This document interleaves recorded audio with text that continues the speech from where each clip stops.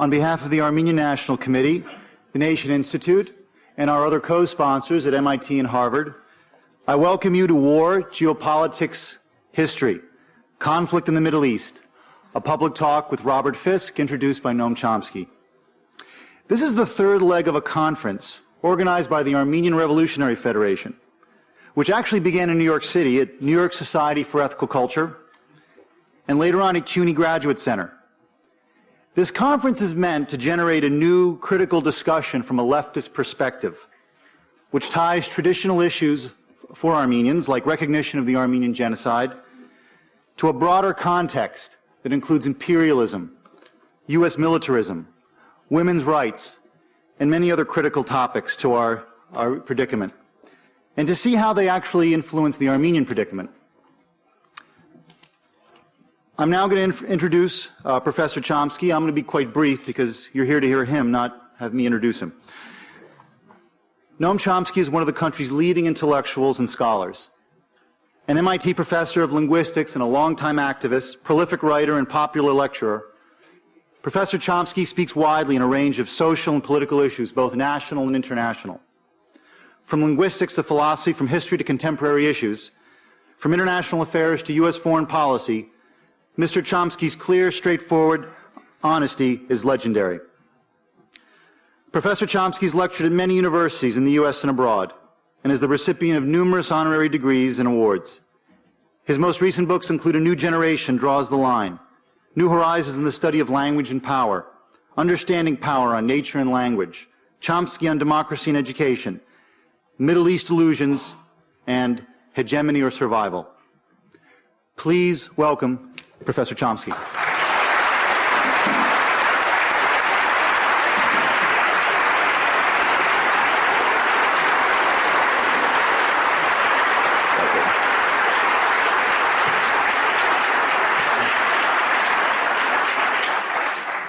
A couple of weeks ago, I had one of many interviews, and this one happened to be on New Zealand radio, and it was about the hottest topic of the day, namely the Middle East.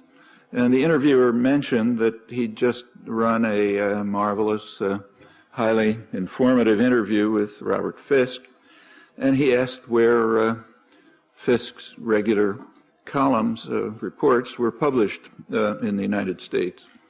And I had to say, regretfully, that I didn't know of a single one within the mainstream. And quite properly, he didn't believe me, so I suggested that he do an internet search, and you might try it. It will be highly instructive. He was right to be amazed for two basic reasons. The first one is that for the past about 30 years, Fisk has been the most respected journalist reporting from the Middle East, with incomparable depth and understanding, and also extraordinary courage. That's one reason. The second reason is that the Middle East is indeed the hottest topic in the world. It's the primary area of concern for the American public and journalism over a long period, but particularly quite recent, again now. So the Gallup poll just released its review for 2006. The Middle East is the prime concern for the public. The most important problem, when they ask what's the most important problem facing the United States, by far the first, January to March, is the war in Iraq, more than twice as high as the next topic that concerns the public, which is the economy. And the most serious threat perceived is Iran. That doesn't really mean that the public is concerned about Iran. It means that the media and journals and so on tell them that the greatest threat is Iran. There's a strong correlation between most unpopular country and who receives most defamation in the doctrinal system. The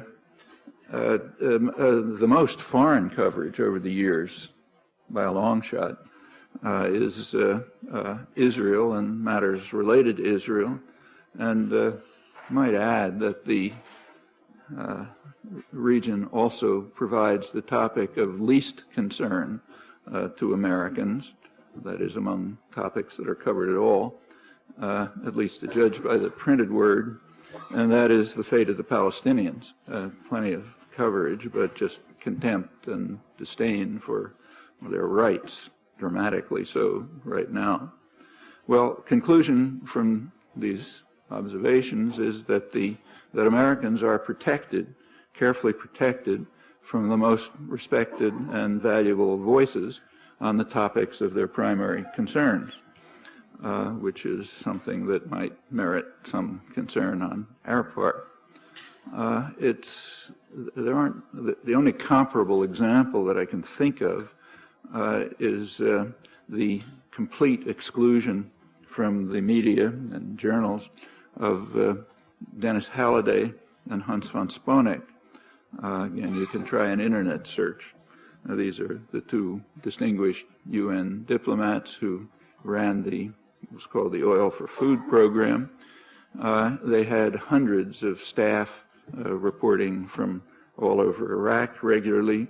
They surely knew in close detail about Iraq than the CIA or the Pentagon, which admittedly isn't saying very much, but perhaps more than almost any Westerner. Halliday resigned in 1998, charging the policies, and though they're called UN policies, they're actually US-UK policies. He criticized them as genocidal and didn't want to take part in them anymore. He was replaced by von Sponeck, who resigned 2 years later with very similar charges. Von Sponeck also added that the United States even blocked his reports to the Security Council. But we're lucky the information system in the United States protected the U.S. population from understanding the reality of Iraq and their own massive crimes from the best possible sources they could obtain, counterpart to protecting them from the most important journalism. Well, you'll soon be able to learn about von Sponeck's, about his detailed revelations, very detailed, in a book that is finally supposed to come out in English. It's been out in several other languages. And right now you can discover what you've missed in Robert Fisk's reporting over the years in his monumental book, Great War for Civilization, which just appears. It records his remarkable career and also goes back into plenty of historical background, historical roots, including World War II, and particularly the Armenian genocide and the ways in which it's been barred from history. Actually, it's not really a book for reading. It's too rich and dense for that, and much of it is too painful and horrifying to be able to tolerate for a long stretch. It's really a book to immerse yourself in, repeatedly letting its awful lessons sink in. Now, I don't want to take away from the opportunity to hear Fisky, as he's called by colleagues, so I learned from the book.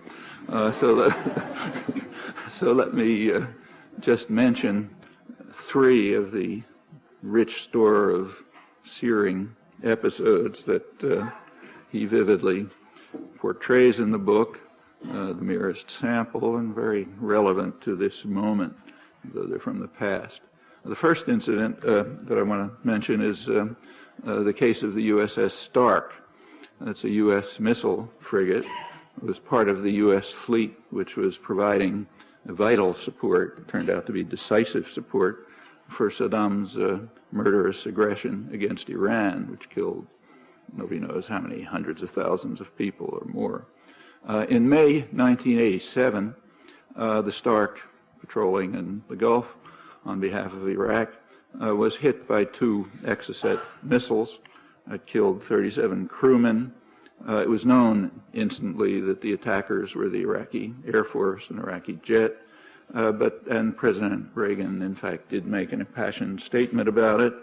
namely that Iran is the villain of the peace. Well, that ended that story. Saddam Hussein was absolved with apology for regrettable incident. And the example is, which is discussed in detail in the book, is quite revealing. The only other country that's permitted to get away with something like that is Israel.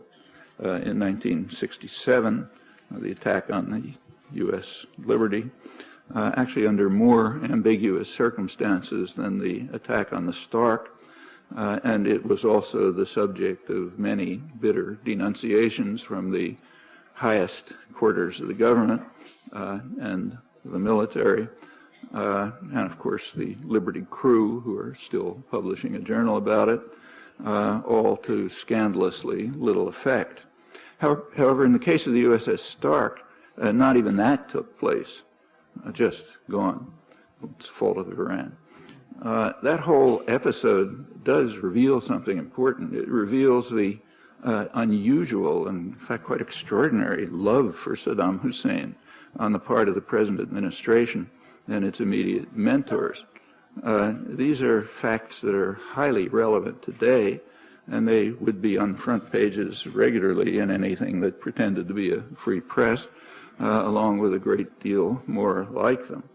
Well, second incident I'd like to mention, also of current relevance, is a year later, the shooting down of Iran Air 655 by the U.S. super high-tech warship Vincennes in the Gulf, actually in Iranian waters, killing 290 people. It's a commercial airliner. The captain of the nearby U.S. naval vessel, David Carlson, was so horrified by this, he observed it all, that he denounced it in the official Navy Department journal, the Institute of Naval Affairs, or whatever it's called, the Naval Institute Journal. He denounced it. He wrote there that, in his words, he wondered aloud in disbelief as he observed the downing of what was obviously a civilian airliner taking off from an Iranian base in a commercial corridor, perhaps, he thinks, out of a need to prove the viability of Aegis, its high-tech missile system. This Vincennes was called Robo-Cruiser by the other naval vessels because of its extreme aggressiveness and violence. The same journal, Naval Institute Journal, published an acid review of the Navy Department cover-up of this. The review was by a retired Marine Corps colonel and military historian, David Evans. In it, he quotes a high military officer who was attending the official hearings, the whitewash, and he concluded that our Navy is too dangerous to deploy. Well, that was taken care of by President Bush #1, who said, I will never apologize for the United States of America. I don't care what the facts are. Takes care of that one. Turned out he was not the only one who didn't care what the facts are. I learned from the book that Fisk's very dramatic report from the scene was too much for his newspaper to handle, the London Times. For the first time, he reports, they eviscerated his account. They cut out the details that incriminated Washington, and they even sank to the level of adding a ridiculous Thatcher-Bush propaganda charge about how the plane might have been on a suicide mission. Fisk reacted by resigning after many years with the Times, and since then it's his reports from the London Independent from which Americans have to be protected and have been effectively. Well, both of these events are highly relevant to what's going on right now, the crisis over Iran. For those who hold the clubs, typically, history is bunk. It's old-fashioned, boring, antiquated. Put it aside as we move on to a glorious future. The victims don't have that luxury. So Iranians remember that the U.S. has been torturing them without a stop for over half a century, without a break. The support for Saddam's murderous aggression is only one case And the two incidents that I just took from the Great War for Civilization, those two incidents brought Iran to the recognition that they would have to capitulate to the U.S.-Saddam alliance, to the aggression. They surely haven't forgotten that, along with much else. Well, third incident is different. It's perhaps the most moving report I've ever read by Fisk or any other journalist that I can think of, and that's his account of his flight from American bombing in Afghanistan in December 2000. He was with a crowd of people who, now quote him, were desperate and angry and mourning their newly slaughtered loved ones, slaughtered under B-52 bombs. In this crowd, he was mistaken for an American, badly beaten, tried to kill him, barely escaped with his life through the intervention of some notable, probably a mullah. I can't try to reproduce Fisk's sensitive and thoughtful account of this terrible incident. It's, of course, laced with fear and anger, but also sympathy for those who almost killed him and were trying to kill him, and understanding of what led them to that savagery. Well, this is actually one of the rare cases where Fisk did make it to the U.S. press, even to U.S. scholarship. So his account was featured by a revered moral philosopher, academic specialist on what's called just war, Jean Belke Elstein. She wrote that by daring to comprehend the reaction of refugees to someone they understandably took to share responsibility for their misery, Fisk carried absurdity to a preposterous extreme. Worse still, he was also guilty of racism for reporting that his white skin may have saved him, and that sanctifies any evil perpetrated by the oppressed race, according to Andrew Sullivan, former editor of the New Republic, who she quotes. That's the bastion of American liberal intellectual life. Its next editor went beyond that and featured the same piece, Fisk's piece, in what it calls its Idiot Watch. That's a regular listing of work that descends to pure idiocy. So the point is, they didn't have to explain it. The point is that no one but a pure idiot could believe that Afghans might not celebrate watching their children torn to shreds by noble American B-52s. Well, for full disclosure, I should add that I've made it to the same list. Now you have the unusual privilege of hearing one leading idiot introduce another member of that august company.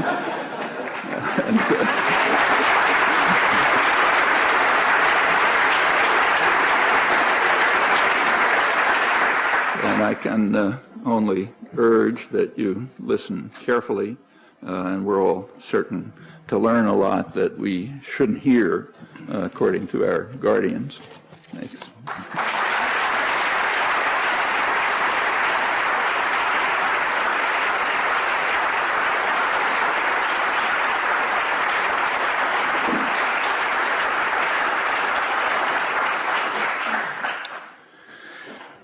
Noam, this could be the beginning of a beautiful friendship. I'm glad you were told to turn off your mobile phones, ladies and gentlemen, because some months ago in Dublin, Ireland, I said that anyone whose mobile phone rang when I was speaking would be sold into slavery.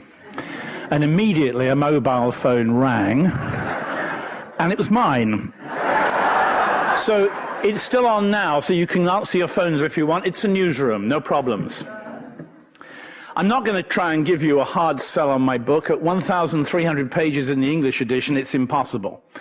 But I will try and tell you about partly what it taught me about the Middle East to write it, and how its purpose changed, because the book I wrote is not the one I started writing. It took 20 months to do. And I think at the end of the day, while it started off trying to explain the privilege of watching history, it ended up talking about the curse of watching history. And I think the theme that came out of it for me, which I guess is the one I think about, is our need to refuse to accept the narrative of history as it is laid down by our presidents and our prime ministers and our generals and our journalists for the most part. It's also a book about my father, because 19-year-old Second Lieutenant Bill Fisk of the 12th Battalion, the King's Liverpool Regiment, who was much older than my mum, she wasn't born at the time, was a soldier in the First World War. He was sent to the trenches of France in August 1918, just before the end of that war. And just before the end, he was also ordered to carry out the execution of a young Australian soldier, 19 years old, the same age as him, who was found guilty of killing a British military policeman in Paris. And my father, who in later years was a very conservative man, he called black people niggers, he was a racist man. He liked magistrates and capital punishment and police stations, policemen. He refused to execute his Australian comrade. And I think, looking back now, that that was one of the finest things he ever did in his life. He also refused the narrative of military life that was laid down for him. When he died, aged 93 in 1992, I inherited his campaign medals. And on the back of his 1914-1918 medal was written the words, "The Great War for Civilization." And immediately I knew that, ironically, that had to be the title of my book. Because in 17 months that followed Bill Fisk's First World War, the victors, primarily the British and the French, of course, drew the borders of Northern Ireland, Yugoslavia, and most of the Middle East. And I've spent my entire professional career in Belfast and Belgrade, and we love onomatopoeia, we journalists, and Beirut and Baghdad, watching the people in these borders burn. So the book was also very much a disturbing volume to write. After the beginning of the first 200 pages, I realized that there wouldn't even be any shred of my normal black humor coming into the book. About on page 200, I record how Jon Snow, now a big anchorman on Channel 4 in Britain, and then humble reporter like me, he's still an old mate of mine, he and I, for reasons too boring to explain to you, found ourselves having to rescue the crew of a British ship which was stuck in the Shatt al-Arab River with missiles from Iran and Iraq going each side of the hull. John, with flippers, went off with a bunch of Iraqi commandos. They were the good guys at the time. We loved the Iraqis. They were invading Iran. Later on, when they invaded Kuwait, it was the wrong thing around. But in these days, they were the good guys. So he went off with the Iraqis, and I, poor old Bob, stayed on the shore in the darkness, and my job was to pull the rope attached to the lifeboat, which had been lowered from the British ship in the middle of the night, while bullets whizzed around at hip height, because all the dogs on the island, which had been abandoned by their owners, could sniff that Bob was there and were going, "Arr, arr, arr, arr," which was great if you were standing in front of the Iranian front line. Anyway, I pulled the boat over with John and the crew in. Being a British ship, most of the crew, of course, were Sri Lankan and Indian and Pakistani. And the worst moment in their lives came when Bob pulled them ashore and found that on board the boat they'd also brought all their duty-free colour televisions and refrigerators, which they'd bought in Dubai before they set off on their doomed and luckless journey to the Iran-Iraq border. And my job, which John agreed I would have to do because we had to race back across this island, which was partly underwater, was to get each colour television set and each refrigerator and chuck it back into the Shatt al-Arab River. In any event, I went down to see a dear friend of mine, and sitting in my library at home as I was writing, and I said, "You know, that's the last happy story in the book." And she said, "Ah, that is the end of the sweet stories." And that is how I begin the next paragraph. So if you do read the book, when you get to there, watch out, because the rest of the book is an almost unrelieved pageant of torture, suffering, pain, betrayal, national and international treachery, ethnic cleansing, and genocide. I must say that I reached the end of this book, and this often, when I have repeated it elsewhere to American audiences, brings a drawing in of breath.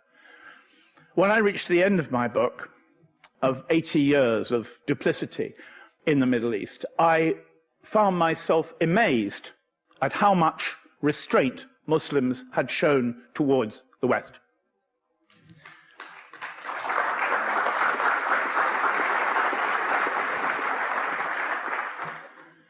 I also tried to question what our job was as foreign correspondents, what my job should be.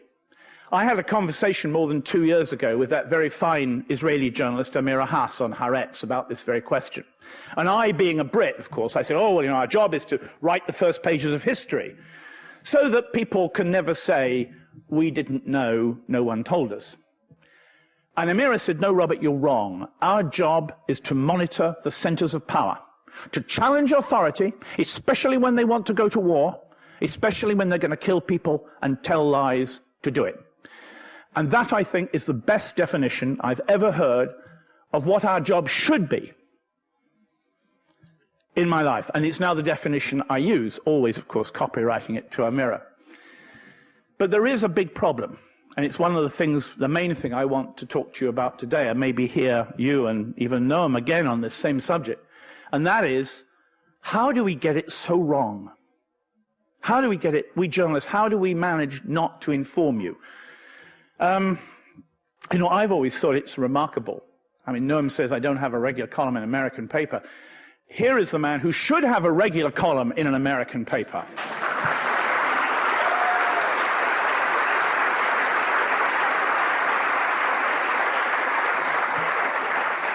And so should the late Edward Said have had a regular column in American paper. And shame upon the American media that they didn't have and don't have. What's gone wrong in the American press?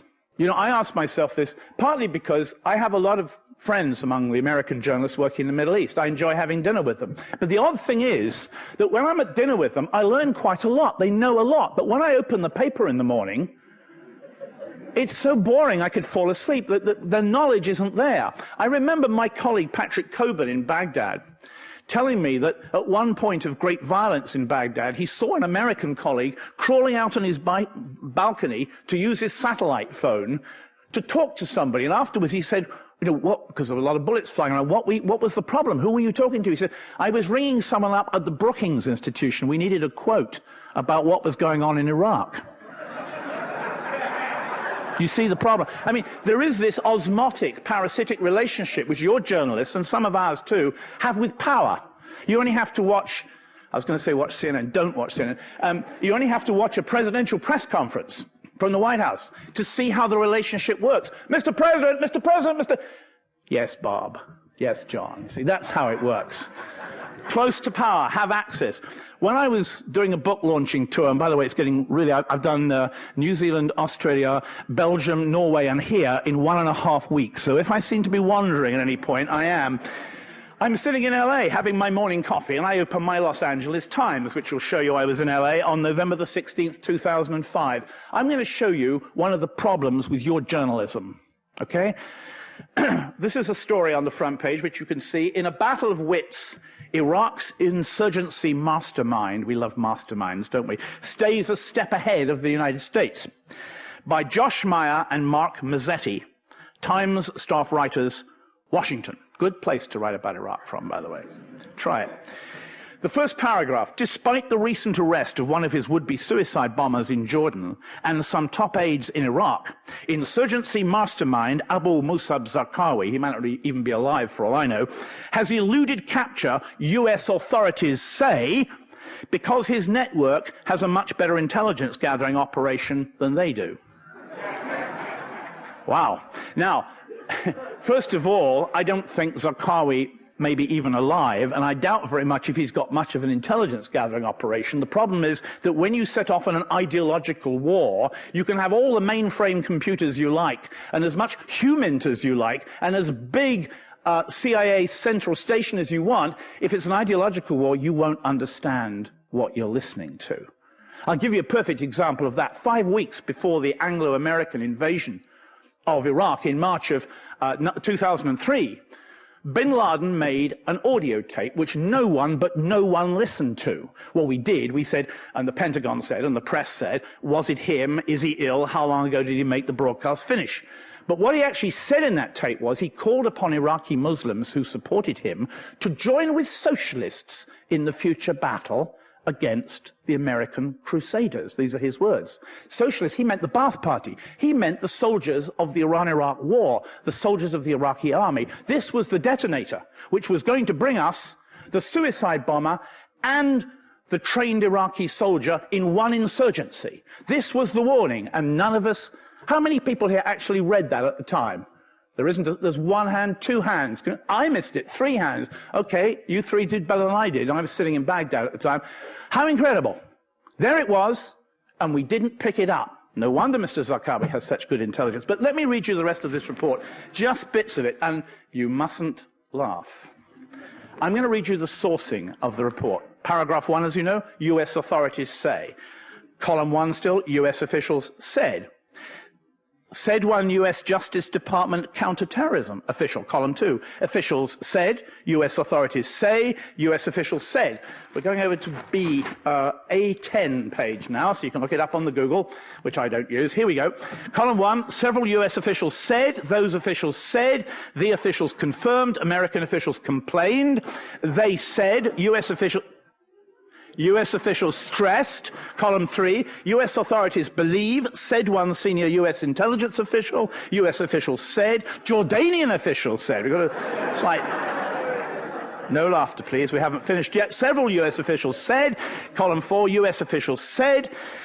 Several American officials said. Officials say US officials, but US officials said. One US counterterrorism official said. I'm not joking. There it is. That is the journalism you're getting fed. And I sometimes think the LA Times and New York Times should be called American Officials Say. And we can cut out...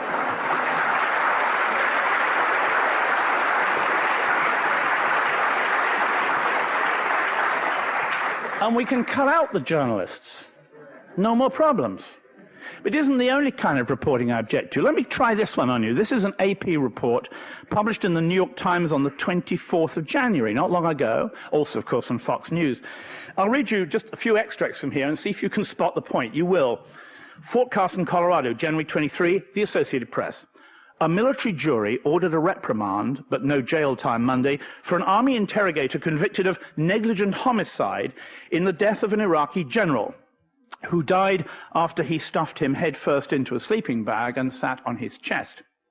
The interrogator, Chief Warrant Officer Louis Welshofer Jr., also was ordered to forfeit $6,000 in salary and largely restricted to his barracks and workplace for 60 days. Way down the story, in paragraph 6, we learn that the Iraqi general is actually Major General Abed Hamad Malhoush. He has an identity in paragraph 6. Until then, none at all. Here we go. Earlier in the day, during the sentencing hearing, Mr. Welshofer fought back tears. I deeply apologize, he said, if my actions tarnished the soldiers serving in Iraq.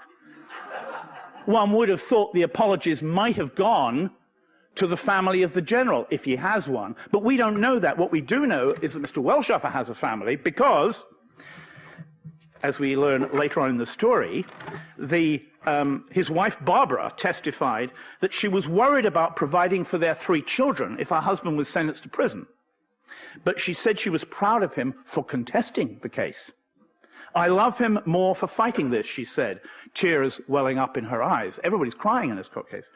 He's always said that you need to do the right thing, and sometimes the right thing is the hardest thing to do. Torture is tough, ladies and gentlemen, believe me.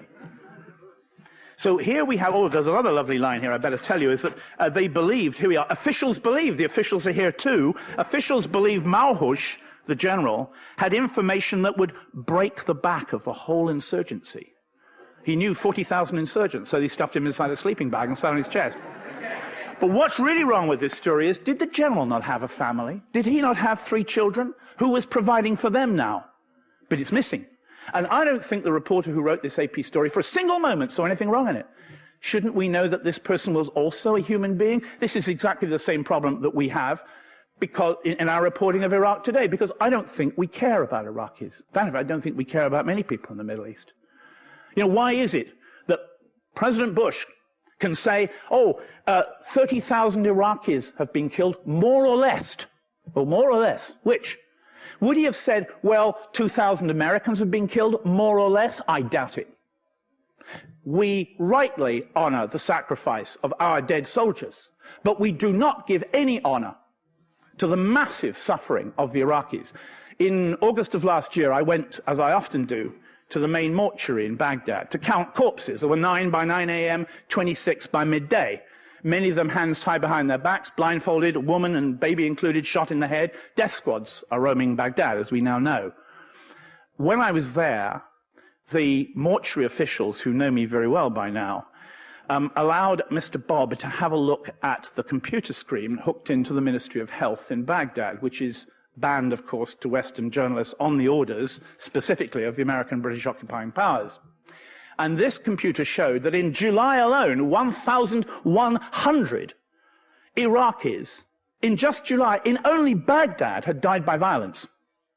Now, you spread that through Mosul, Kirkuk, Erbil to some extent, Bakuba, Ramadi, Fallujah, Amara, Samara, Najaf, Karbala, Basra. You must be talking of 3,000 a month, 36,000 a year. Not 30,000 more or less since April 2003. That 100,000 figure that my own dear Prime Minister, Tony Blair, made fun of may well be quite conservative, but we don't care about the Iraqis. We don't care about their suffering. It's always, oh, the lowest months so far for American casualties. Well, good, but the highest month so far for the Iraqis is not the headline. It's very odd the way in which this constant pitter-patter of our concern for our blue-eyed friends only come through in this narrative. I'll give you another example of this kind of journalism that makes me gulp. Here is the Associated Press doing its job. The AP, through the Freedom of Information Act, and I wish ours worked as well as yours did, by the way, got 6,000 documents, official American government documents from Guantanamo. Here's, Fisk is doing his, wandering odyssey again. The Sydney Morning Herald turns up at my breakfast table in Australia. US papers tell Guantanamo inmate stories. Well, yeah, that's okay. That's what it's about. But the real story is buried in the box. Here is a quote. This is, remember, an official American document. This is a quote about the trial in the drumhead military courts of Feroz Ali Abbasi. He's a Brit, actually, who's since been released and complained about torture in Guantanamo. And Abbasi, according to this official American document, stands in court and says, please tell me what I'm accused of. Under international law, I have the right to know. And here is the quote from the Air Force colonel who was the judge at this Guantanamo mock trial, and who I think does not deserve to wear his uniform, who said, Mr. Abbasi, your conduct is unacceptable, and this is your absolute final warning. I do not care about international law. I do not want to hear the words international law again. We are not concerned about international law. Yeah, and it's way down the story. No wonder you didn't all read it. That surely should be the headline, I asked myself. On the 11th of September 2001, I was crossing the Atlantic towards you. When my plane took off from Europe, I'd already heard from my office that one aircraft, we thought it was a light aircraft, had flown into one of the towers of the World Trade Center. Once I was in the air, I called up my office on the satellite planes phone in my seat, which proves I was traveling business class, doesn't it? Anyway, I talked to London, and they said it's an airliner, and there's another one. So I thought, this isn't a tragedy, this is an attack. And then we heard a helicopter at the Pentagon, which turned into another airliner, then we had Pennsylvania. And I went up, because I know many of the crews, because I travel the Atlantic so many times, I went up to the chief person, the stewardess, and said, look, you better tell our captain, I knew him actually, that America is under attack. And the pilot came straight back. I said, Robert, call London, tell me everything more you can learn. I did. And the stewardess said to me, there must have been a lot of them. It's unprecedented. She said, where did the planes come from? At that stage, we didn't know that they were domestic, fully fueled flights. We thought they could have come from Latin America or Africa or Europe. And the purser and I looked at each other. And we went round our aircraft looking for passengers we didn't like. I found 13. 3 in business class. He found 14. And of course, they were the same ones. They were Muslims, weren't they? and we picked them out because they had worry beads or beards, or were looking suspiciously at Bob because he was looking suspiciously at them, or were doing the dastardly sin of reading the Quran, you know, on a flight. And I got back to the front of the aircraft, and I realized that in 3 minutes, bin Laden, and I was sure it was him, had turned nice, friendly, liberal Bob into a racist. I was racially profiling the passengers on my aircraft, wasn't I? He was not dividing Muslims from the West. We don't say Muslims from Christians because we don't have so many Christians left now, but Muslims. He was dividing the innocent from the innocent. And all it needed to solidify that vengeful theory and to open the gates to torture and rendition and abuse and murder was for one person to say, September the 11th, 2001 has changed the world. And we all know who said that. And indeed, so did Mr. Blair. What was very interesting, however, was when I got back to Europe again, turned on the television, that my phone was ringing like a budgerigar mobile phone from NBC, CBS, CNN. All they wanted to know was who, was it bin Laden, and how? Okay, who? 19 Arabs who claimed they were Muslims. How? Box cutters, aeroplanes, tall buildings. One question they did not want to ask was why.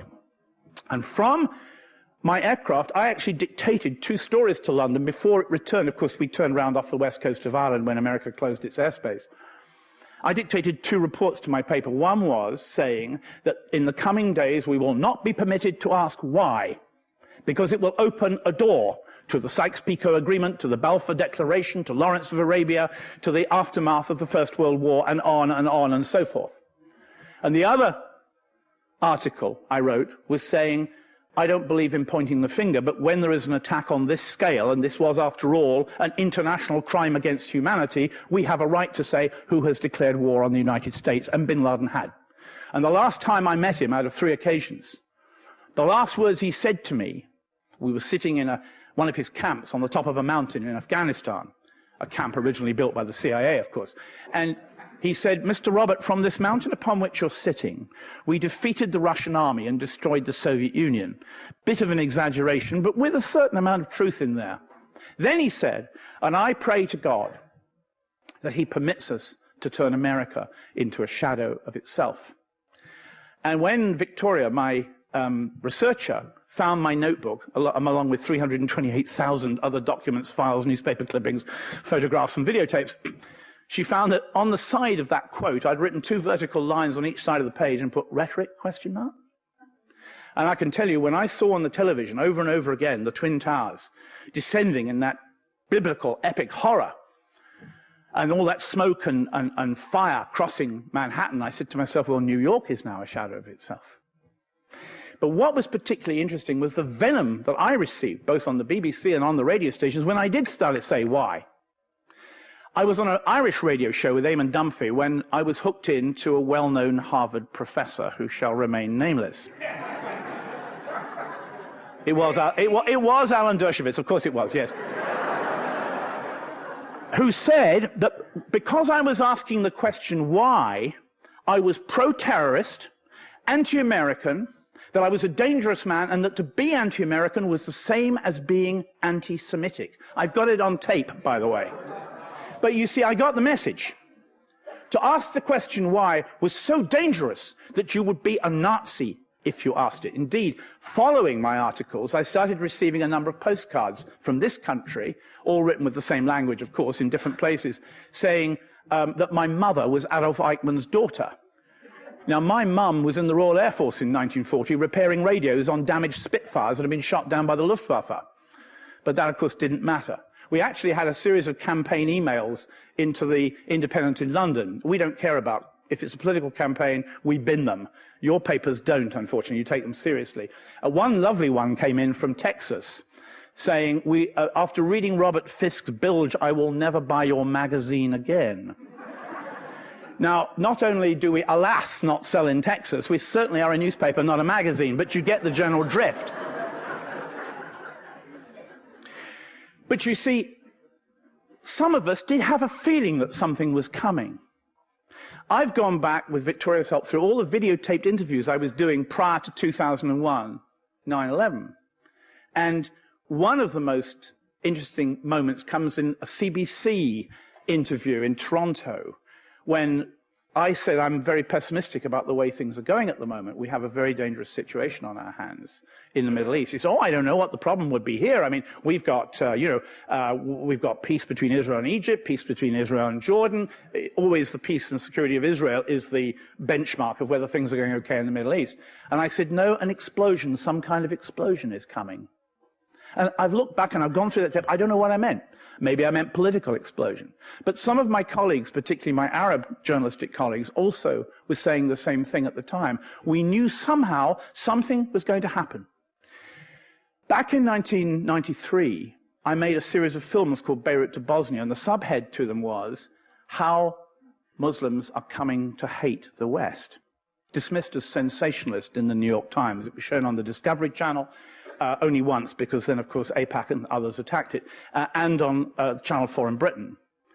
And at one point in the film sequence, we filmed in Beirut, southern Lebanon, Israel, Palestine still in quotes for me, in Gaza, West Bank, Egypt, Bosnia, Croatia, and Poland, because we also looked at the Holocaust in the film, Jewish Holocaust. And at one point in the film, I am in Bosnia, and I go into a village called Chela. I'm going to show you the sequence right now, or Doug will show it. If it all works all right, I don't trust technology, which is why I don't use email or the internet. I go into a village called Chela, which is a Muslim village captured by the Serbs a year earlier, when the Serbs had told me they were going to look after the mosque and the Muslims in the village. So a year later, the Independent sends me back to this village. As you see me walk into the mosque, I'll tell you now, Victoria and I found out that the actual day we walked into that mosque was September the 11th, 1993. It was 8 years before, to the moment. But when I edited this sequence to show you, you can understand why I drew in my breath when I heard what I say on the soundtrack as I walk into the bombed mosque. Can we shoot ahead and lights down and so on? This is always the moment when I hold my breath. If we have that light down at the back too, please. If we can get the light down at the back, that would be great.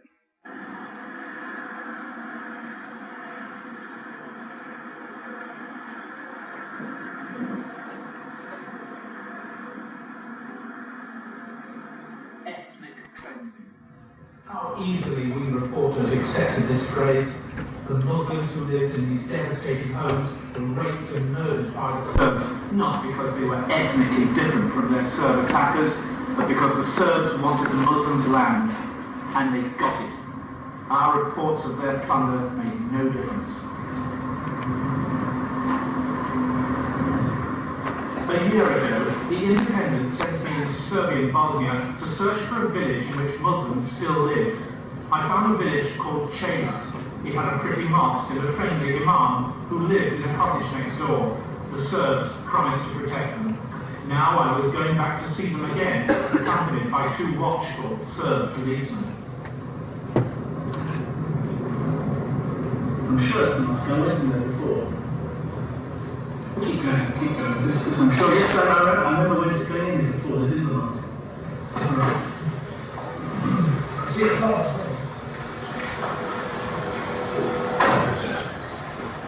Can you ask the policeman what happened to this mosque? I mean, last time I was here, I walked inside of it. What happened to it? Did they ask him? Onda šta se dogodilo za džamiju sa svim? It's,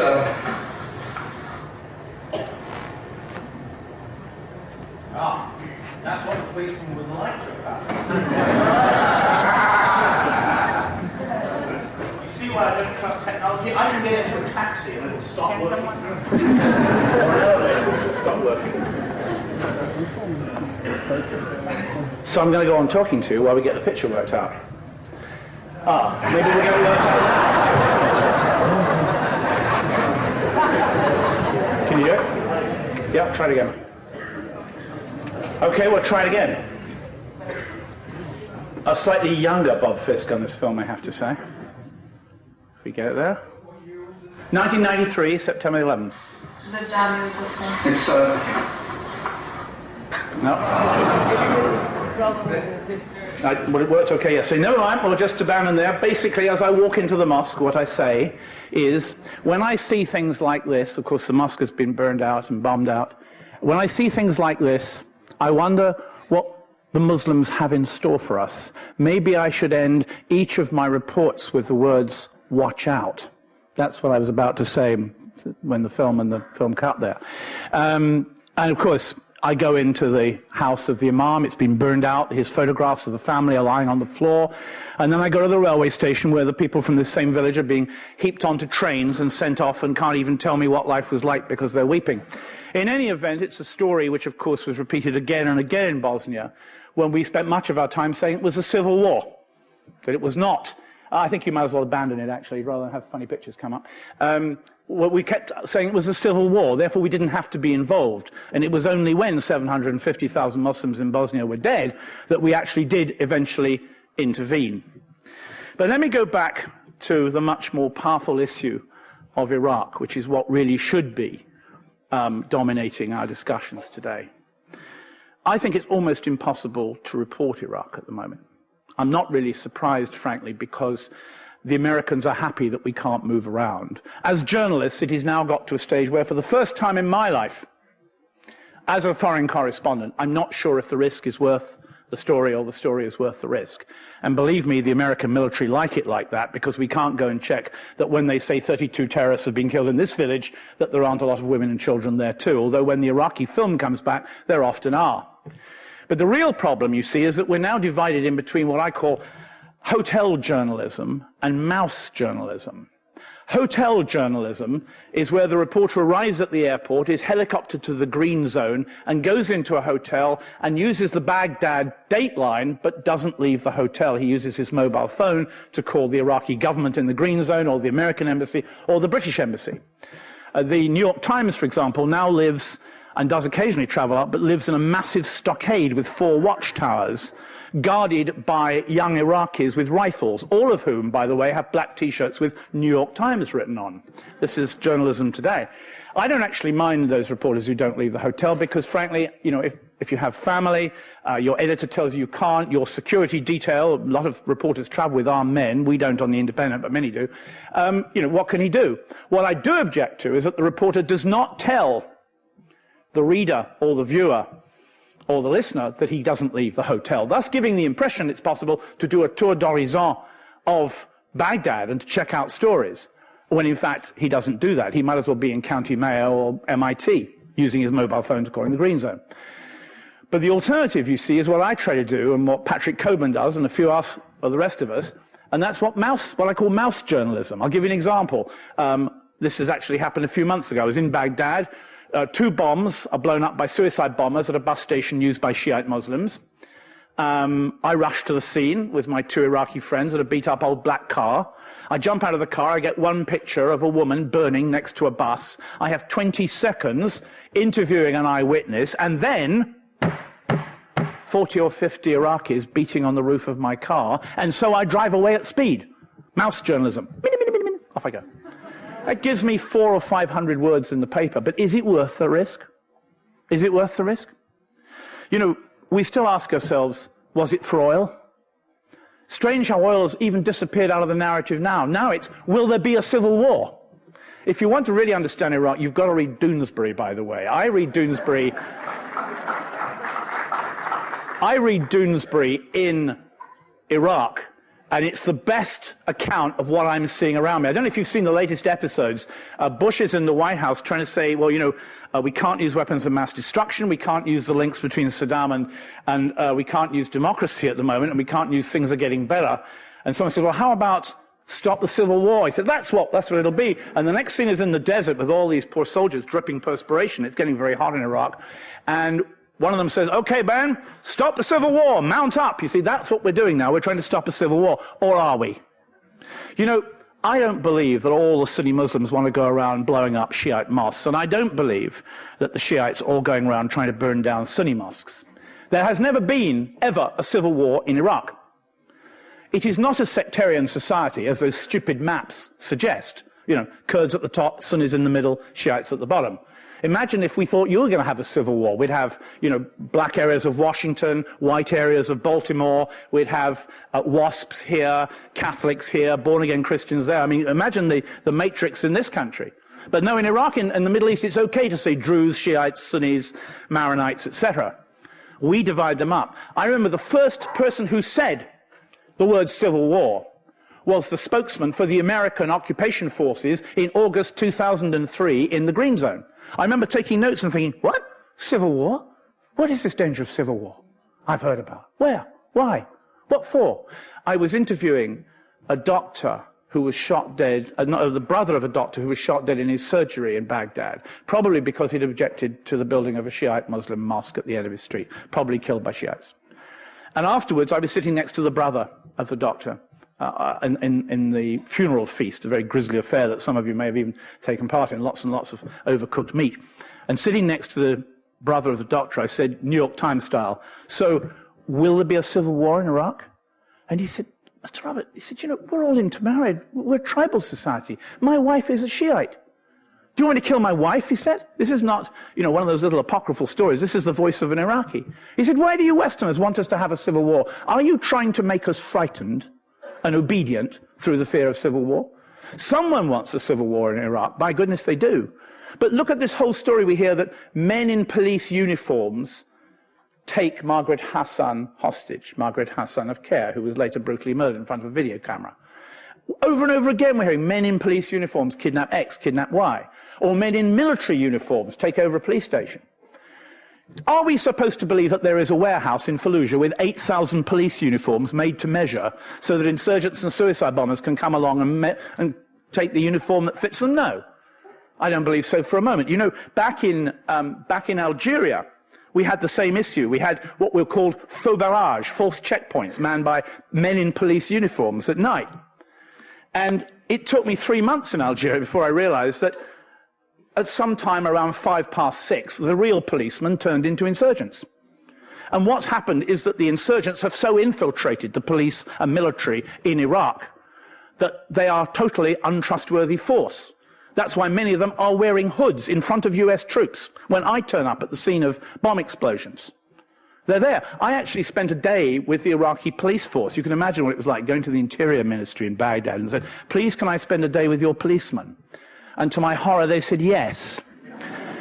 And I set off, and what was very interesting about this, we had a thin-skinned car, no flak jackets, they had some Kalashnikovs and a couple of rounds. At one point, they ran out of gas, and the Independent had to buy petrol at a petrol station for their police vehicle. But what was interesting is that when we set off, they complained to me and said, please, can you get the Americans to give us better weapons? And then they talked about terrorists. By lunchtime, they were talking about mujahideen, holy warriors.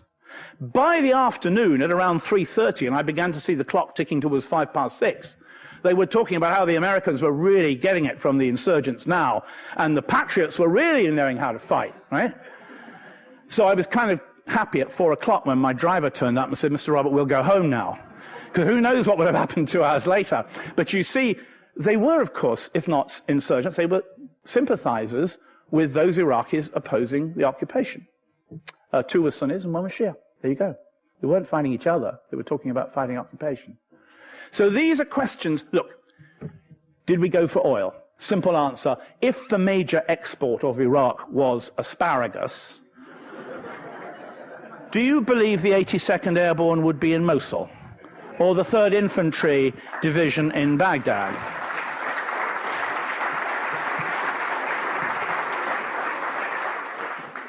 But there's another reason. I was south of Baghdad on the notorious Highway 8, a horrible throat-cutting road where journalists have been killed, investigating the murder of a poor Red Cross driver and interviewing an Iraqi family whom I think probably saw the murderers, the gunmen. And as I was talking to them, the ground began to tremble. And up the road came the biggest military convoy I have ever seen in my life, bigger than any of the Soviet ones in Afghanistan. It took 1 hour and 3/4 to pass. Abrams M1, A1 tanks, Bradley fighting armored vehicles, Humvee, truck after truck. Hundreds and hundreds, thousands of troops, all with their rifles pointing out the side of the trucks like porcupine quills, Apache helicopters over the top. And I sat in the muck beside the road along with the Iraqi family and just watched them pass. And I thought, you know, 2,000 years ago, a little bit further west, I'd have been sitting somewhere in Syria and it would have been a tramp of Roman legions passing me. Because I think that a superpower has a visceral need to project military strength. The British did, the Romans did, The Romans actually almost got into the Iraqi desert when they got massacred by Parthians, who would be Syrians or Iraqis today. The Roman general Crassus, the man who defeated Spartacus at the Battle of the River Silarus in 72 BC, he had his head chopped off and it was sent back to Rome. Faint familiarity there. When I got back to Baghdad, I was talking to an Iraqi friend. He said, Mr. Robert, you know, you talk about military power. He said, can you explain something to me? And this is Iraq through the glass darkly, from the other side, not the version you see in your papers. He said, can you tell me why the American military, in some form or another, you know, special forces, air bases, infantry divisions, he said, can you tell me why the American forces are in Uzbekistan, Kazakhstan, Afghanistan, Jordan, Israel, Turkey, Egypt, Algeria, special forces based near Taman Rasset now in the southern Sahara Desert, Oman, Yemen, they're in Qatar, they're in Bahrain, they're in Kuwait. He said, can you tell me why? What are they there for? Pakistan? And in fact, you can actually go further north and south and say that the American Iron Curtain runs from Greenland through Britain, Germany, Yugoslavia, they're in Bosnia, Greece, onto Turkey. So we have this Iron Curtain running from the ice cap to the borders of Somalia. Why? What's on the other side of it? Oh, Iran is in the middle. I don't think Iran's a big danger to anybody. Pakistan is. They've actually got a bomb and lots of Taliban followers. But no, it's Iran that hasn't yet broken the law who's got to be the center of crisis. Another part of the narrative of current events, which of course we have to follow because our presidents and prime ministers and generals and our journalists tell us that that's the problem. But no, on the other side of that Iron Curtain is India, China, and Russia. And don't tell me the Indians and the Chinese and the Russians haven't thought about that. But this is more of the questions, why? What are we doing? Is this really about the projection of American power or something else? You know, I keep going back to these same issues of why and how and what did we do. And I think that journalists, as well as their notebooks, should always carry a suitcase full of history books. One of the most amazing things I discovered in writing this far too long a book, it was meant to be 750 pages, is that the way in which we Westerners always go to the Middle East to rescue people. We go with our swords and our horses and our Apaches and our Bradley fighting armored vehicles, and we're always going to rescue them. You know, Napoleon, at the time of the French expedition to Egypt in the 18th century, Napoleon issued a manifesto to the people of Cairo saying he was going to save them from being hanged by the pashas who didn't believe in free speech. In 1917, the British Army invaded Iraq and occupied it, led by General Sir Angus Maude. Maude put up a proclamation on the streets of Baghdad in the late autumn of 1917. Private Charles Dickens of the Cheshire Regiment, which was another regiment my father was in, peeled it off the wall, put it in his rucksack where it obtained the yellowing stains of his own perspiration in the following Iraqi summers, gave it later to his daughter, who sold it to me for $2,000 just before our 2003 invasion of Iraq. And on this document, which is English one side and Arabic on the other, and it hangs beside my desk where I wrote this book, it says, to the people of the Muhafazat, the governorate of Baghdad, we come here not as conquerors, but as liberators, to free you from generations of tyranny. You see? Faintly faint. It didn't say George W. Bush, it said General Sir Angus Maude. Maude died shortly afterwards in Baghdad because he drank milk without heating it. He's now buried right next to the Turkish embassy, which got a suicide bombing a couple of years ago. But what happened? There was an insurgency against British rule in 1920. The first British officer was killed near Abu Ghraib, Captain Townsend. He was actually killed at a village called Handari, which I know very well because in the summer of 2003, I went to Handari because it was the place where the first American soldier was killed by a roadside bomb. And in the vast crowd of people there to whom I was trying to talk because they were witnesses to this, his blood was still on the road. One young man came up to me and said, my grandfather was the man who killed Captain Townsend, just over there. In retaliation, the British besieged with artillery a city called Fallujah. This is 1920. We also, because we were very good at this at the time, we also besieged Najaf, where we demanded the surrender of a Shiite cleric called Badr. We got Badr, you didn't get Sadr. But nevertheless, you can see the parallels. In 1920, British military intelligence sent a telegram, which I've seen, to the War Department in London, saying that terrorists were crossing the Iraqi border from Syria. So you knew what British military intelligence said in 1920. Amazing. In the British House of Commons, because the occupation by Britain was becoming very unpopular in my home country. Soldiers were dying, of course they were buried on the scene, there were no refrigerators to bring them back then, very expensive, the First World War had been over for 2 years. Lloyd George stood up in the House of Commons and said, if British troops are withdrawn immediately now from Iraq, there will be civil war. You see, again, you knew what Lloyd George said in the British Parliament in the 1920s. That is amazing, isn't it? No wonder we don't carry history books in our back pocket. There were lots of other parallels. British military intelligence in 1915 said in Basra that we would be welcomed with flowers and songs if we went in against the Ottoman armies. And many of the Iraqis, who of course then were Ottoman soldiers fighting on the Turkish side, found that they were sent to prison camps in India where they were abused by their jailers. You see, this is fingerprint historical parallels, which we will not and do not wish, of course, to acknowledge. Where do we go? Why do we get it wrong? I think journalists should try to be more courageous. I think they should try to work for editors who are brave enough to print what they write. I have a great good fortune in writing for The Independent, which you can read on various websites, even though you have to pay for it if you go to The Independent's website, another reason why I don't use the internet. Well, it helps my budget and lets me fly further. Nonetheless, I'm very fortunate I have an editor who'll print what I write. Sometimes things go a little bit astray. You take the Toronto Globe and Mail, which popped up not so long ago with an article of mine on the Armenian genocide.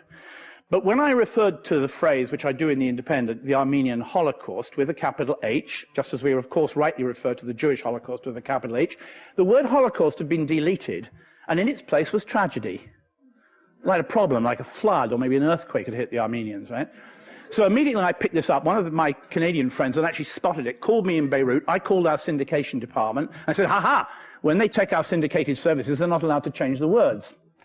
So London called Toronto and said, why did you change the words? And it turned out not only had they changed the word, but the editor had left, which apparently then absolved the Toronto Globe and Mail of actually apologizing. And anyway, they hadn't taken the syndication service, they'd just stolen the story anyway.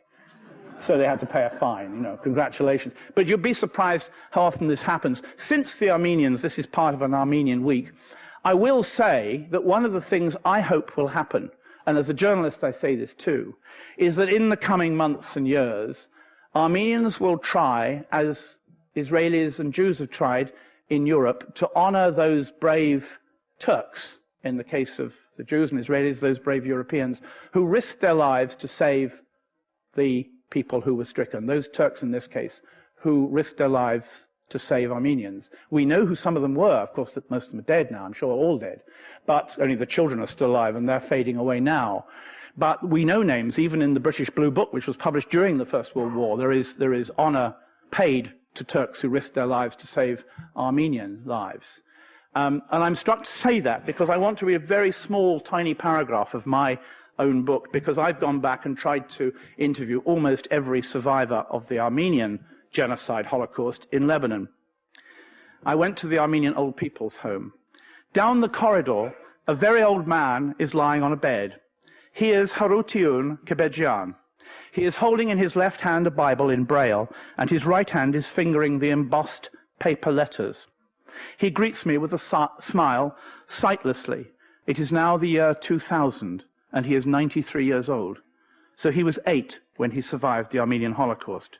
His memory is as clear as his emotions. He said, "We lived in Dortiol. My father was called Sakis and my mother was Mariam. There were 10 children, including me and my brothers and sisters. The Turks collected all the people with their donkeys and horses. We were to go to Aleppo and Ras Al Ain, but they started killing us on the way.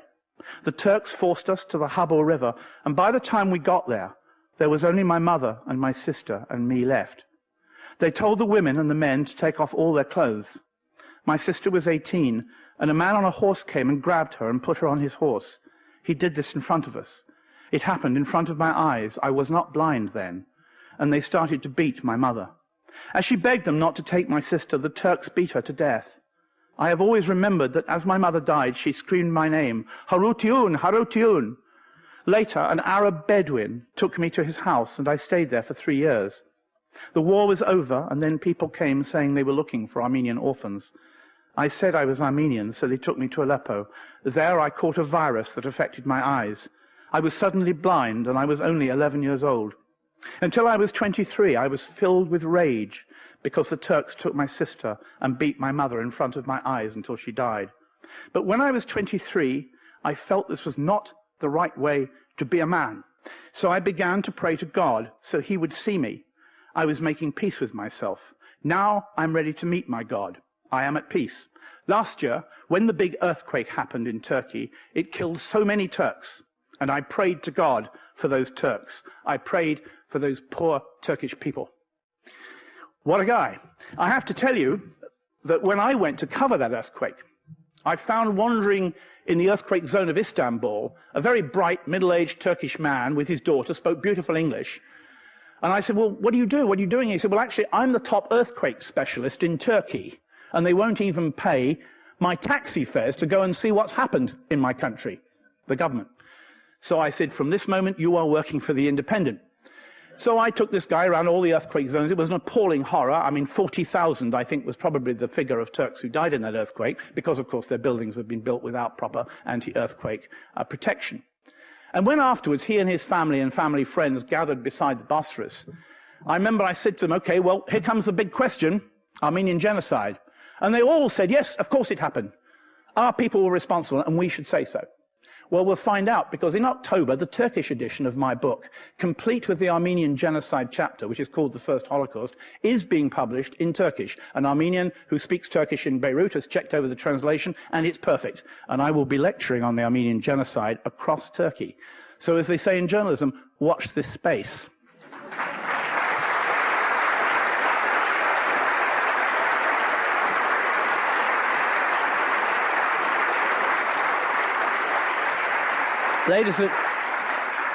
Ladies and gentlemen, I'll finish by just saying two brief remarks.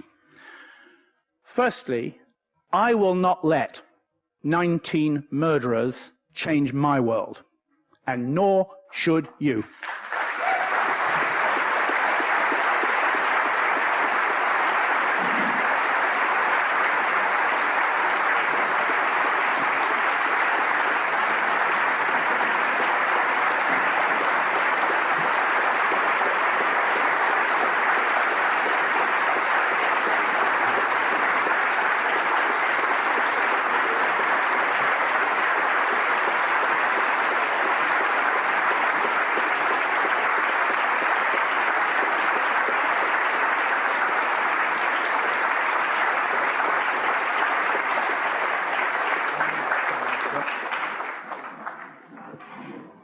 Okay, Robert will now take questions from the audience.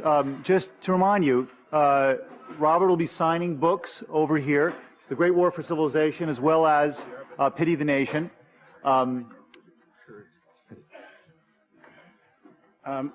Ladies and gentlemen, sorry again about the bits of film. They would have been worth watching. If you have any questions for Uncle Noam, as I always refer to him, but not usually in his presence, please shoot them at him as well. There's always a wonderful moment when no one puts their hand up, but it's already happened. I think there's a mic that's going to run around. There it is, and there's the first person there. Hello. I thought your talk was wonderful. Could you, based on your experience in Iraq, answer two questions? One is the actual level of what is the actual level of control that U.S. forces have over Iraq relative to the insurgents?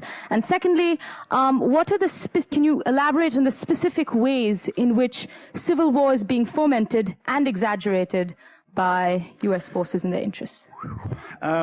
Okay, number one, there is no control over the insurgency. From Kirkuk and Mosul in the north down to Basra, as I said, it is a state of total anarchy. There are gunmen on the streets of Baghdad within 550 meters of the green zone. Only when you're inside the green zone can you believe in the future of Iraq. This is a problem. Those of us who go on the streets understand all too well what the situation is. I'll give you an example from Amara, which is under, quote, British control, unquote. There's a deal being done between the British and the local armed tribesmen that every afternoon at 3:30, British armoured column will be permitted to drive through the centre of Amara and back to their fort again, and that's the end of British control in Amara. The fact that the British embassy does not allow its staff to drive on the airport road to Baghdad, which is the main supply route for the Americans, tells its own story. Muggins here still drives that road many times, but it is horrifying. You know, there's one human rights worker from this country actually was burned virtually alive and died because of a suicide attack on American mercenaries on that road. There is absolutely no control at all. The American project is finished, it's over.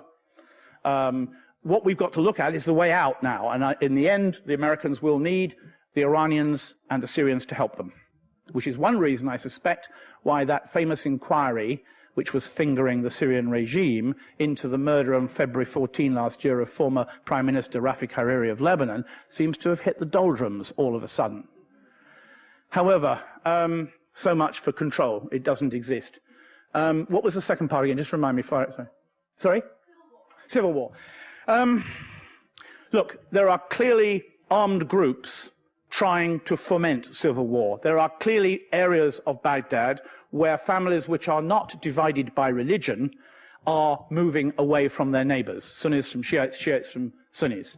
And this is a situation that is being paralleled in places like Hilla, Mahmoudiya, to the south of Baghdad, and you see it in places like Samara to the north, and Bakuba, and so on. It's not happening on the vast scale that it sounds, but it is happening. And I spoke on the phone to a university lecturer in the English department, Baghdad University, as usual, please don't mention my name, of course, who said to me that he's never known the situation to be so critical.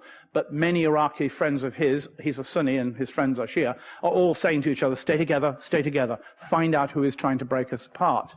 I have to tell you a brief note here, just a bit of jocularity in the middle of Iraq, that this same professor, number 2 in the English department, invited me to give a lecture to his English students not so long ago. And I said, look, as long as you don't tell them in advance I'm coming, and as long as students from Fallujah are there, that the insurgency, resistance, call it what you like, terrorists, are present, I don't mind. He said, no one will know. So, of course, you can imagine on the Saturday morning when I turned up at Baghdad University and got out at the main gate and saw a big poster in Arabic that said, 9 o'clock this morning, English department, Robert Fisk. Nothing happened. But no, look, I have to plan a trip out of Baghdad for 2 weeks before I make it by road. That's how bad it is. There is no protection, no control, no safety, no security. You know, we say, oh, we're going to have a new constitution. We'll move Mr. Jafari out. We'll bring someone else in. Ordinary Iraqis are sitting in their homes trying to make sure their wives and children are not kidnapped and murdered. And that's what they're concerned about. How about someone right at the back there? Right back there. I want to make you walk and run as far as possible. Right at the back, right at the back. And you see the hand seems to be blue in the clothing, but I'm not sure. That's because I'm wearing my reading glasses. Thank you so much. I have enormous respect for your work, Mr. Fisk. But I can't help feel that I need to challenge you on a certain point. Go ahead. You keep discussing the 9/11 event as something that was not orchestrated by the United States government. I think there's a lot of evidence at the moment to prove that there are a lot of unanswered questions about yes, that's true. The government, the United States government's involvement, if not the setup of the 9/11 event, bombing. And what we need is people like you here in the media to start asking real questions and to start getting real answers. Well, you don't need Bob Fisk. You've got Cy Hirsch, haven't you, whom I can't match. He's a really great journalist. Look, every time I give a talk in the United States especially, but also in Europe, I get questions almost identical to yours. There are vast numbers of secret things about the 11th of September 2001, which we don't know, and I don't know why we don't know, and of course I'm suspicious about it, but I do think bin Laden was involved. Now, whether you can conclude from that maybe there was a kind of idea in the administration that something would happen, and that if it happened, then we know how we proceed with the agenda from there, or whether you want to take the conspiratorial view of history that it was all set up by the administration, which I will not believe unless it can be proved to me. You know, there are clearly many questions that have not been answered and which those in power do not want you to know the answers to. If I was based in New York, believe me, this would be my daily story. But I'm based in Beirut, and you have your journalists who have to do that job, and you have to persuade them to do it. They did that. Yeah, hang on, they just came with a mic. Not that you'll need it in this auditorium, but still.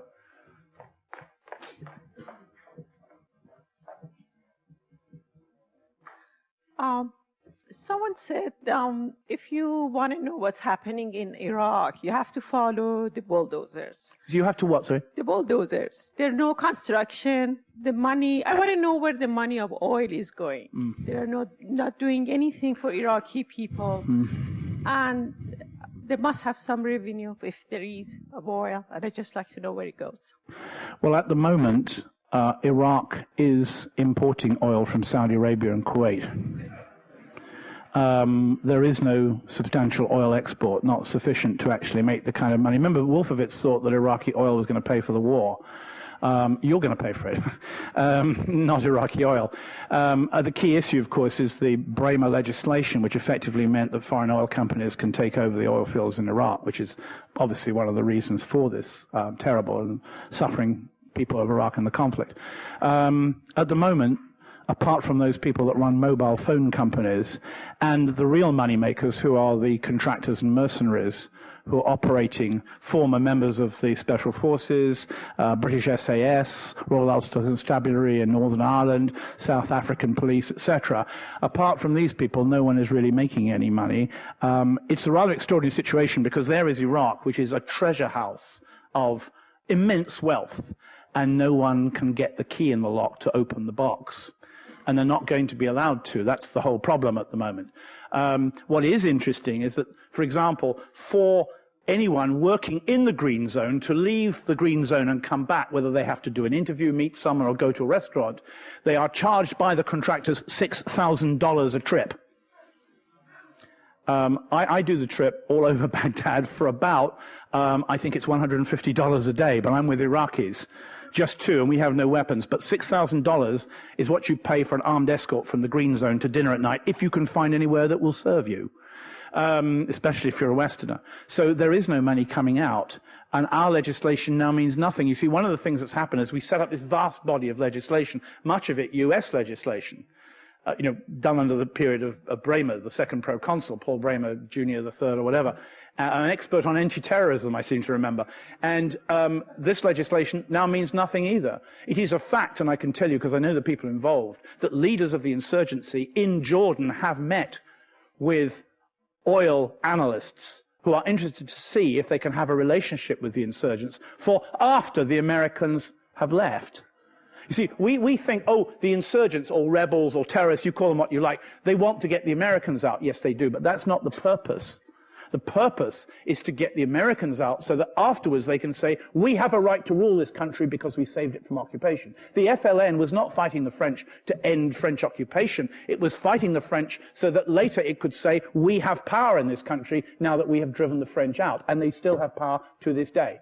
And that is what is happening. We are seeing the beginning. Iraqis are going to stay in Iraq. And they're already planning what's going to happen after the ultimate tragedy, after the ultimate catastrophe for us. And we're still saying things are getting better. Gentleman there. It pays to be halfway back in the audience. Here comes the mic. And any questions for Noam as well, please? Thank you very much for taking I want some relief here. Thank you very much for taking my question, Mr. Fisk. I would like to go back to a comment that you made about learning from history, carrying history books in your suitcase. And I apologize for the British Empire at this point, by the way. Thank you very much. But you know, again, when I look at the history of the subcontinent and I look at the history of colonialism and the after effects of that it left, my question to you, and I ask this more as a political analyst as well as a well-informed journalist, what makes the Americans think this time that they could play it differently from all other colonial powers in the past?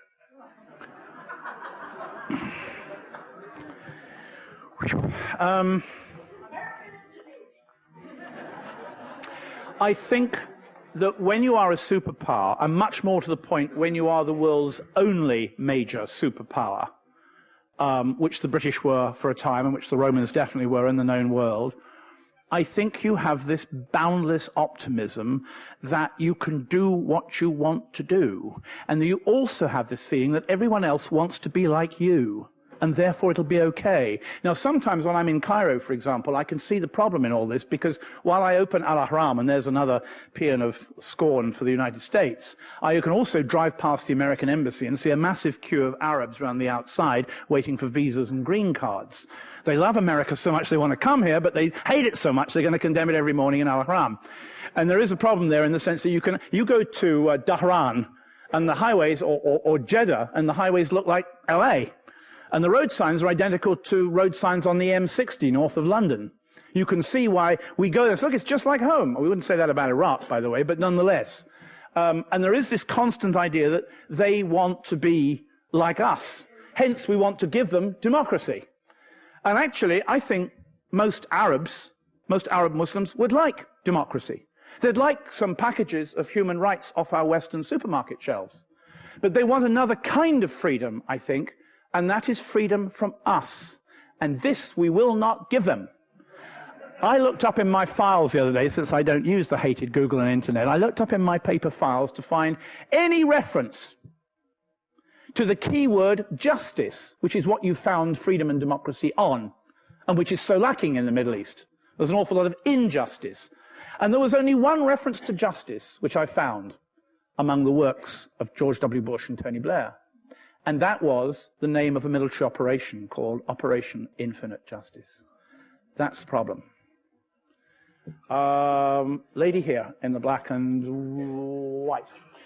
Could you, changing the subject for... Well, thank goodness for that. Maybe not even quite changing it. Can you talk more into the mic, because I can't for hear you. either you or Professor Chomsky, say a few words about where you see Armenia today in terms of the Iran, the United States and its positioning against Iran, where Armenia is bordered by Iran on the south and its only friendly neighbor at this time. Where does that put Armenia, and what is the game, what do you see as the game that is going on, if I may call it game in quotes, between Russia and... I think... Can you hear me? Oh. Oh, okay. Sorry. Well, the answer is pathetically simple. The game is, if Armenia decides to become a great democracy, like, say, Turkmenistan and Azerbaijan and so on, meaning it follows orders from the White House, then, okay, it'll be treated just like them. If it doesn't, it'll be smashed. In fact, we even know this from high U.S. government sources, not with regard to Armenia, but with regard to every other case you can think of.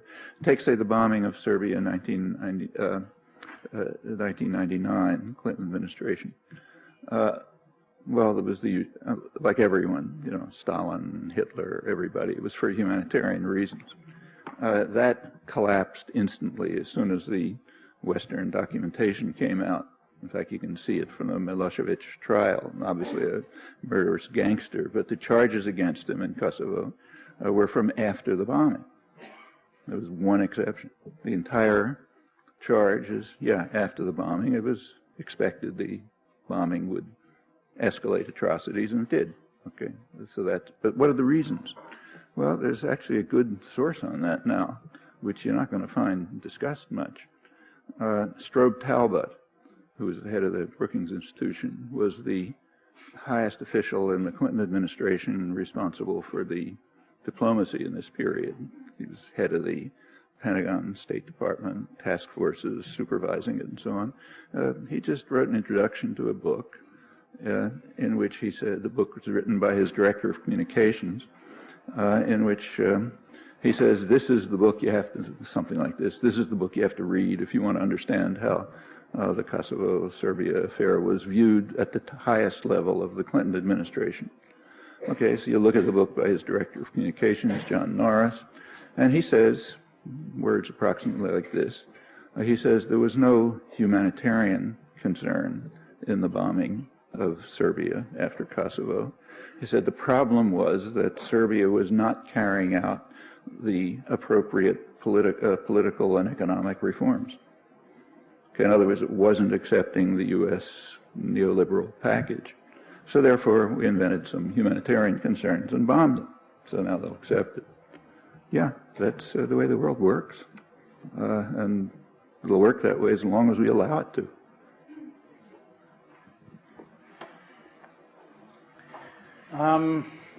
Let's go for the gentleman in the blue shirt there.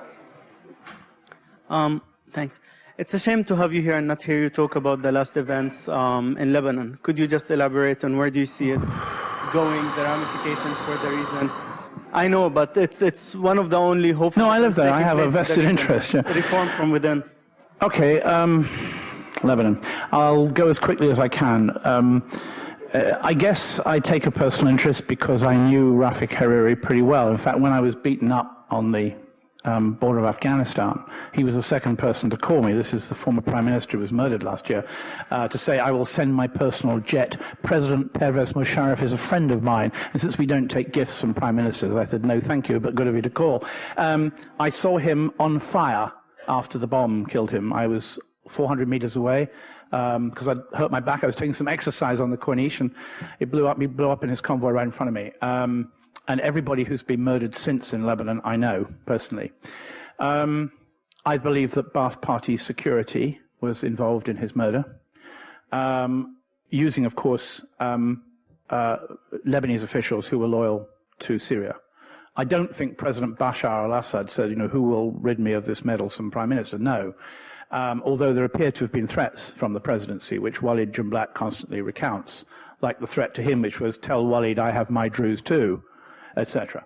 I have to say that actually after I got so quickly to the scene of the bombing, I actually saw the first policeman arrive and start taking the bits of metal out of the crater and putting them in their pockets. They were removing the evidence from the scene of the crime.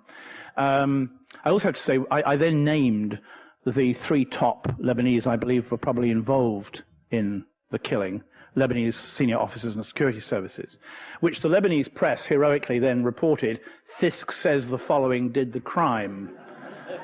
And that was a good wake-up call in the morning. I then learned that General Tufayli, who was the head of the Écouteur at the Amn Alam, the head of the listening section of the General Security, had put a tap on my home phone number.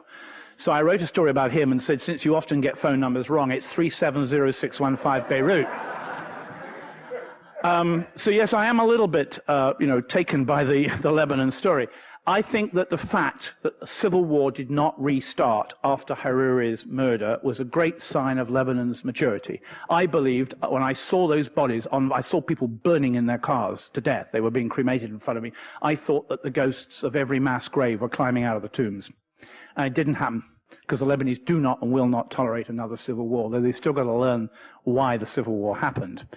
You know, when Al Jazeera, the only television station in the Middle East, brave enough to say, we're going to do a whole series of archive films on how the Lebanese civil war happened, the Corniche in front of my house, packed with hundreds of thousands of people every night, suddenly was empty. Everyone had gone home to watch television to see why they were killing each other. Not a bad example of Al Jazeera's effect on the Middle East. But I think it's in a very dangerous situation because these negotiations that are going on, which began with, Aoun having tea with Nasrallah and Jumblat having tea with Jajar and so on and so forth. I think they're not turning out. I had dinner with Jumblat only 5 days ago. It feels like 5 weeks, in which he was deeply critical of Nasrallah's performance, especially of the issue of Sheba Farms. I think Lebanon remains in a very tense situation, and I think if there were more assassinations, especially, and I will not name them, if there are certain people I can think about, there is a danger of there being a form of sectarian fighting starting. There is a huge army in Lebanon now, big enough, I would have thought, to probably liberate Baghdad, but nonetheless, because, of course, it is formed of all the different sectarian groups, largely Shiite, of course, because it is the largest community, that army could not move in against a real civil outbreak of civil fighting, because, of course, the soldiers would feel that their allegiances were to their own people rather than to the nation. They might not. They're pretty good, the Lebanese army, actually, despite all the things that are heaped upon them, but it would be a great danger. So I watched the situation like you do, and I listened to the words of Sister Syria, like we all do. Someone said to me the other day, is it free in Beirut now? And I said, well, actually, I said, you know, beforehand, before the Syrians left, when we were talking over lunch, we would go like this, and now we just go like this. It's an improvement. It's a definite improvement. The gentleman here in the black. How do you think the U.S. should get out of Iraq? Well, now and today is the time zone. Look, they've got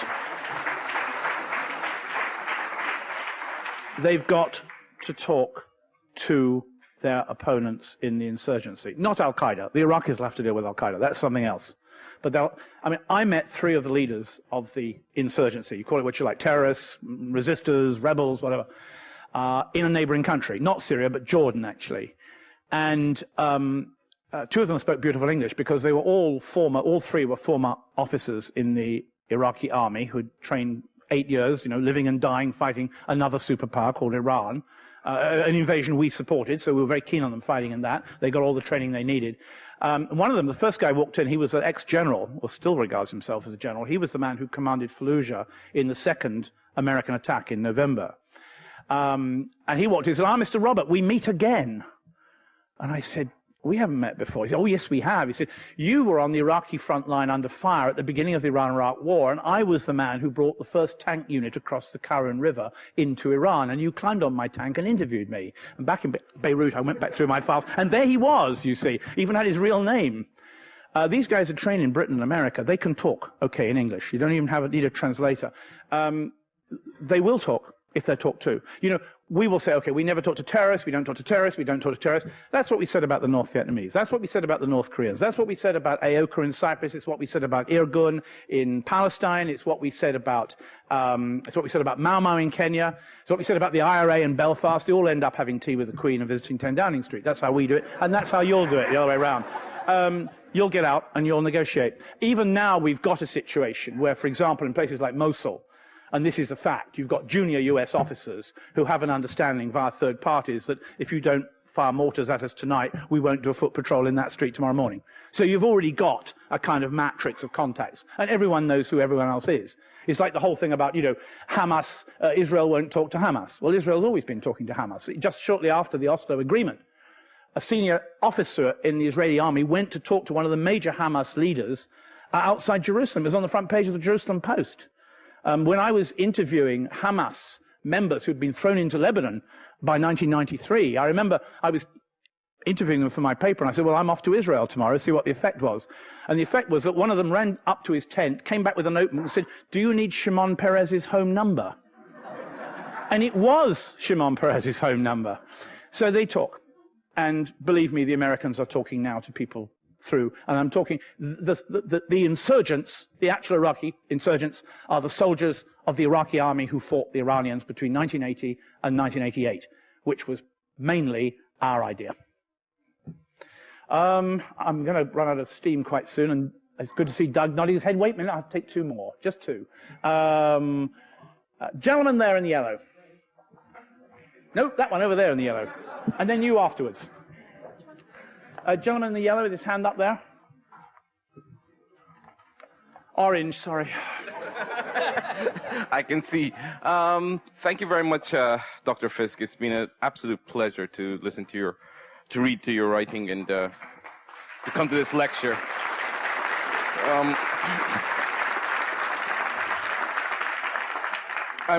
We all know that America is going to leave Iraq. There's very little doubt of that. What about Iran? Okay, first of all, yes, the Americans will leave, the Americans must leave, and of course the Americans can't leave, which is the equation which turns sand into blood.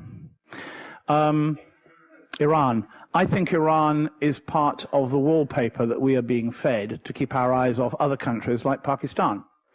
Pakistan, which has a nuclear scientist and a friend of Pervez Musharraf, that was going around the Arab world offering nuclear facilities, but we don't care about. We're no war crimes trials, no process, no tribunal for him, or indeed for Mr. Musharraf, who's personally a very likable chap, but, much of the northwest frontier provinces are effectively run by Islamists of the Bin Laden Wahhabi persuasion.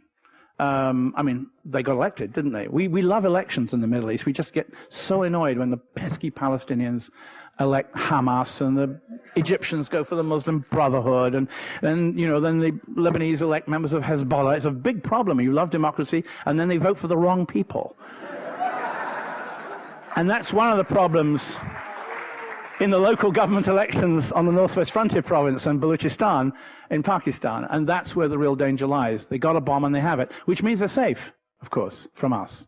Just as North Korea. We're not going to invade North Korea because they've got a bomb. Iran has not actually done anything illegal yet. But if I was an Iranian, I'd try to get a bomb quickly to stop the Americans turning up. However, just one thing, remember, when the first American tanks arrived in Baghdad, in April of 2003, we didn't know whether they were going to turn right to Tehran or left to Damascus. They ain't going anywhere now except for home. The Iraqi insurgency has saved Syria and Iran from any possibility of a ground invasion. Bombing, that's something else. One more, the gentleman over there, and then I'm going to Thank you. Work out which country I'm in. My respect to both of you for your courage, doctors, and also for your conscientiousness. My question to Dr. Fisk is, how do you feel about being a foreign journalist being invited to Turkey to speak while other journalists in Turkey are being persecuted? I have spoken in Turkey before, and I have talked about the Armenian genocide at some length during a lecture in Istanbul, which was actually supported by Sabancı University, the private university in Istanbul.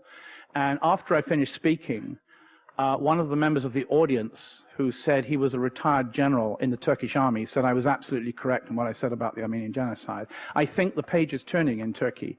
I think it's a great honor to be invited to speak in Turkey, and I look forward to it very much. That's the answer to your question. Okay, Doug, I think unless you have something to say, Anna?